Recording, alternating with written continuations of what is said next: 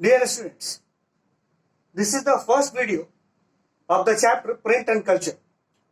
It is chapter number 7 from 10th History.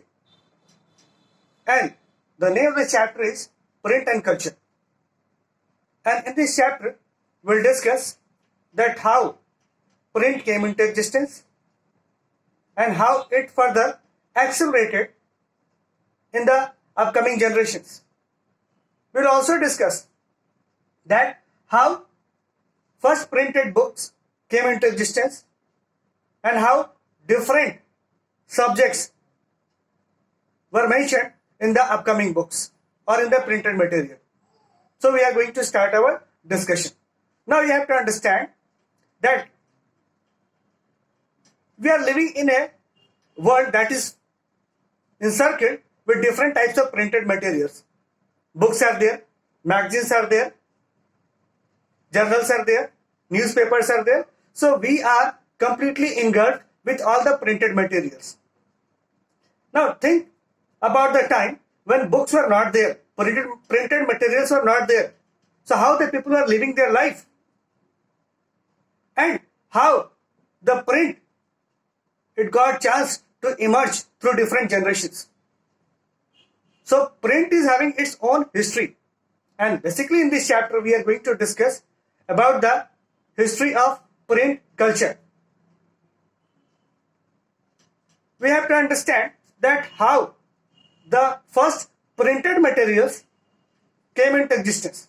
And you'll be surprised to know that first printed material came into existence from our continent, that is Asia. Yes, it emerged from China.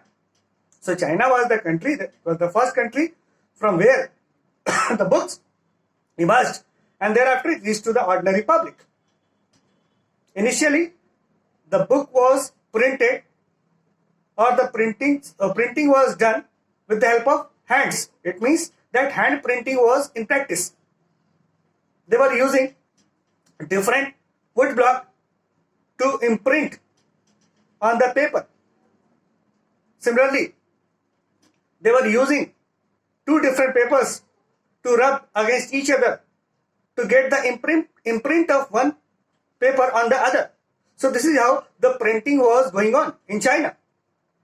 Later on, calligraphers came into existence. They came forward and they started imitating the words in a very beautiful handwriting. So this is how the printed materials got multiplied through the calligraphers. Now book was available in large number with the help of calligraphers, because calligraphers could write and could write multiple number of copies. Now you have to understand that in China, imperial state was there. In China, the imperial state was there. King was ruling. And at the time, the king was ruling with the help of different administrators. And king was choosing those administrators through various competitive examinations.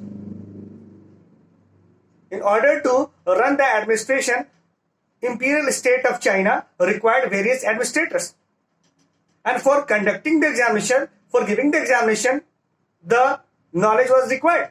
And from where the knowledge was available? The knowledge was available through the print material. So this is how the print became more popular over the time, because of the demand by the aspirants of the bureaucratic regime in China. So over the time, many new aspirants came forward and they wanted to go inside the bureaucratic regime in China, and that is why they wanted more and more information through book. And this is how new books printed.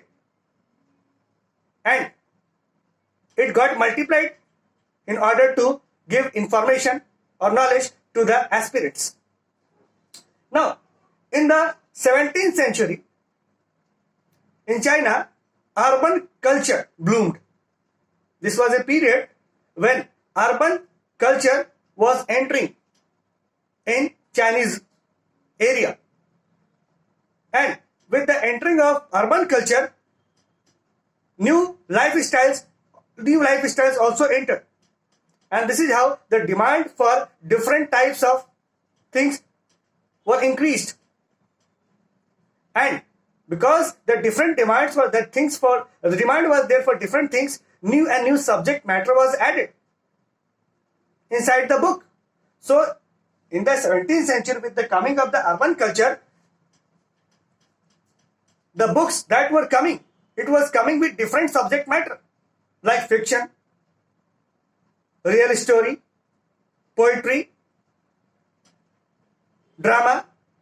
So this is how now the book that was centered, that was mainly centered among the bureaucratic regime or the upper class. Now it was available to the middle class also. With the emergence of urban culture, middle class also emerged, like merchants, traders. They got chance to read more books, and they also got chance to write in those books about their adventure.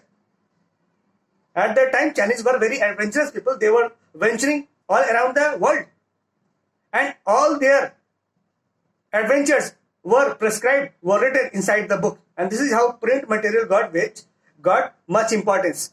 So you'll have to understand that with the blooming up of urban culture, two things change in China. First thing, that the subject matter got changed. It means a new subject matter was now added in the printed material. And second thing, now the print material was available to middle class as well.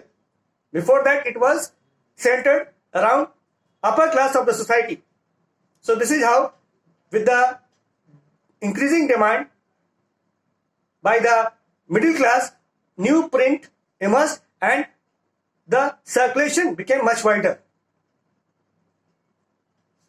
After reading, you'll have to understand that China was the first country that created history in print culture, because print actually emerged in that country, and after that it got its advanced form. Now later on it shifted towards other countries also, like Japan. So Japan was the country which got printed material from the Buddhist missionary that were coming from China. So basically the books or the printed material, it got available to Japan from China by the Buddhist missionary. The first book that was written there was the Diamond Sutra. So we have to understand this fact.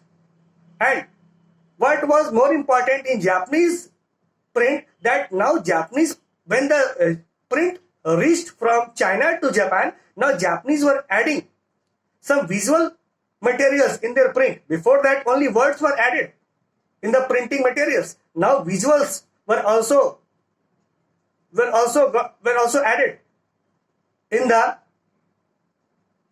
different print material. So this created a new readers. This created a new sense of readers, and this create more popularity for the books. No, so this is how more and more books came to emerge in Japan, because of the new visual things, because of the new visual elements that was added in the print material. So this is how the Japan became very important country, because it accelerated further the Chinese print culture.